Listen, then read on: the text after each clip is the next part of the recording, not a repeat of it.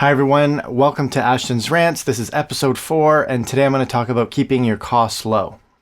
The reason it's important to keep your costs low, especially when you're first getting started out, is twofold. First, you're not going to be generating a lot of money. Second, you want to use that limited amount of funds that you're getting and put it back into your music career. So think about both time and money. They're usually pretty connected.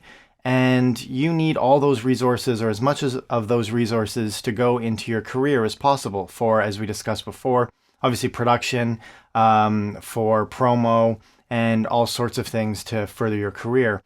So the higher your expenses are, obviously, the less you're going to be able to put into that. But in addition, you're also going to have the issue of having to work harder or work more to pay for your extra costs, which will take away your time from your goal of achieving something in music. So I'll give you a story, not even when I was starting out, even just before that, when I was in college, but I knew that I wanted to be a music producer. I knew I wanted to have, at the very least, a production studio. And I didn't have any money. My parents weren't wealthy people to give me lots of money for something like that.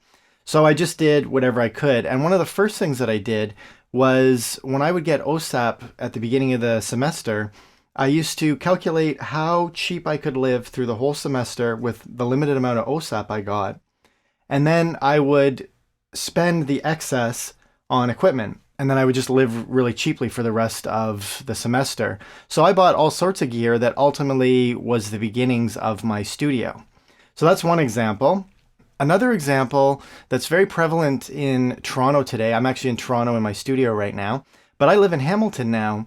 And one of the reasons I live in Hamilton is that I just, aside from the costs were just getting so high, but, and they've always been high, but I just felt that there wasn't a lot of value for money anymore. And that I was just, if I stayed here, I was going to have to work on basically anything I could get my hands on to just pay my bills and basically be paying someone else's mortgage.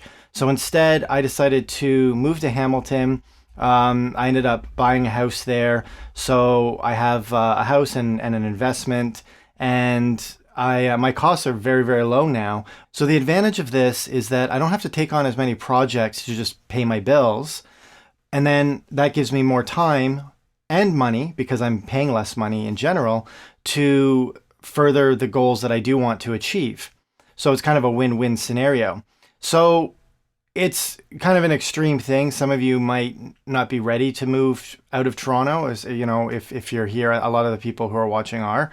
But it's definitely something worth considering, or at the very least, take a look at all your expenses and think, what is some of the things that I can get rid of so that my overall life will be cheaper and I can put more time and more money into my goals of a music career.